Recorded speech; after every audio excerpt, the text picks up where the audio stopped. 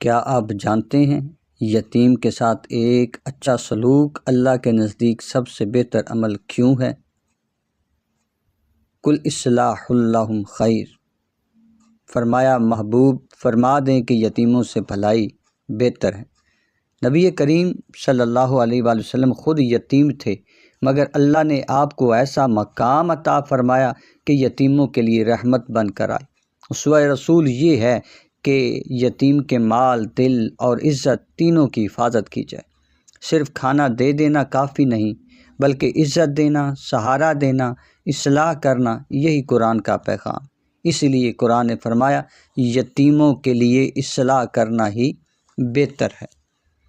اگر ہم کسی یتیم کی تعلیم سنوار دیں یا اس کا حوصلہ بڑھا دیں تو یہ عمل اللہ کے نزدیک بہت بڑا بن جاتا ہے۔